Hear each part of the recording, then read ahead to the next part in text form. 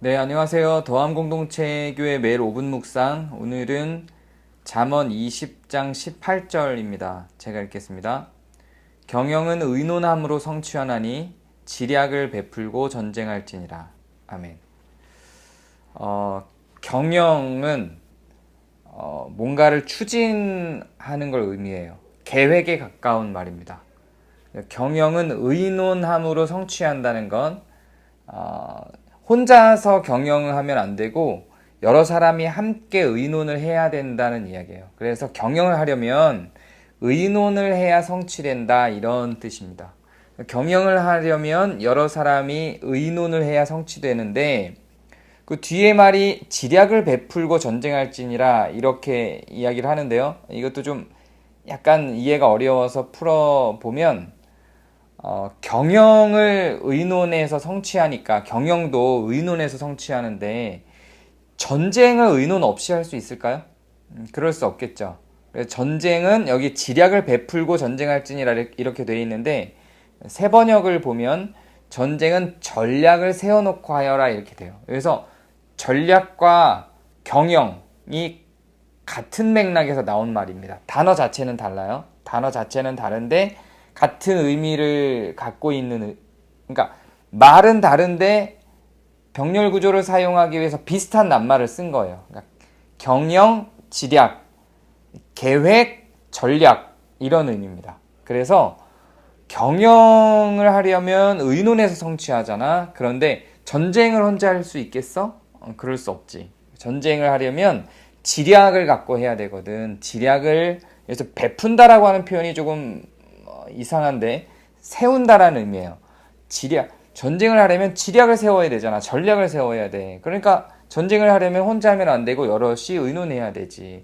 경영도 혼자 하면 안 되고 여럿이 의논해야 성취하는데, 심지어 전쟁은 당연히 전략을 세워야 되니까 여럿이 의논해야지라는 의미인 거예요. 그러니까 어떤 일을 추진하는 데 있어서 그것이 경영이든 전쟁이든 혼자서 독단적으로 진행하면 안 되고 함께 의논하여 진행해야 된다라는 의미를 담고 있는 요절입니다. 조금 더 명료하게 표현하고 있는 게 세번역인데요. 세번역을 읽어드리면, 계획은 사람들의 뜻을 모아서 세우고 전쟁은 전략을 세워놓고 하여라, 이렇게 돼 있어요. 그러니까 좀 더 다가오죠. 우리 교회가 민주적 운영을 기반으로 하고 있습니다. 그렇게 주장을 하죠. 그러니까 민주적 운영의 의미를 어디에다 두느냐는 사람마다 다른 것 같아요. 교회마다 다른 생각을 갖고 있는 것 같아요. 그런데 오늘 이 유절을 굳이 생각해보면 저는 어떤 민주적 운영의 한 장이라고, 한 표현이라고 생각을 합니다.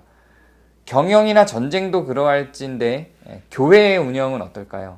당연히 저는 마찬가지라고 생각해요. 교회를 운영하는 데 있어서도 혼자서 뭔가를 결정하고 혼자서 계획하는 것이 아니라, 계획은 사람들의 뜻을 모아서 세우는 게 맞아요. 전쟁도 마찬가지로 전략을 세워놓고 해야 되기 때문에 사람들 모아서 해야 되는 거죠. 교회가 운영되는 것도 마찬가지라고 생각을 합니다. 누군가 혼자만의 결정이 아니라 사람들이 의논을 해서 교회를 운영한다라는 의미에서 교회 운영의 민주적 운영이 적절하게 구성될 수 있다고 생각을 합니다. 그런데 이 계획을 하는 사람들, 어떤 사람들이 함께 계획할 것이냐는 또 좀 다른 문제인 것 같아요. 그러니까 민주적 운영이라고 하는 것은 분명히 필요하고 성경적인 가치라고 생각을 하는데, 어떤 사람들이 그 뜻을 모으고 어떤 사람들이 그 계획을 함께 세우는가 하는 건 그 공동체를 사랑하고 그 공동체를 잘 아는 사람들로 구성되는 것이 맞다고 생각을 합니다. 아무나 오자마자 어떤 상식선 안에서 이루어지는 게 아니라 그 공동체가 갖고 있는 특정한 가치 체계가 분명히 있는데, 그것은 일반 상식을 갖고 있다고 무조건 다 이해할 수 있는 구조는 아닐 거예요. 그 공동체의 역사가 있고 그 공동체가 그동안 해왔던 일들이 있고 이전에 어떻게 했는지에 대한 지식이 있는 사람들이 분명히 있죠. 그래서 우리는 그런 사람들을 직원으로 즉 집사 혹은 권사 장로로 임명을 하죠. 그래서 그런 운영위에 참여할 수 있는 자격을 집사로 두는 이유가 저는 이런 데 있다고 생각을 합니다.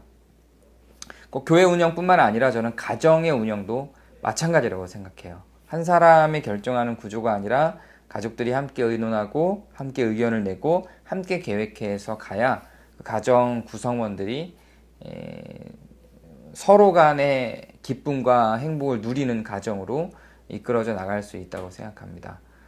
내 말이 다 맞는 것 같지만 언제나 빈틈은 존재하고 그 빈틈을 채워줄 수 있는 게 바로 옆에 있는 사람들이에요. 우리는 더불어 함께 살아가는 사람들임을 잊어서는 안 돼. 그것이 하나님이 우리를 창조하실 때의 어떤 창조의 원리라고 생각합니다. 오늘 조금 더 다른 사람들의 말들의 귀를 기울이는 그런 하루가 되시길 바랍니다. 감사합니다.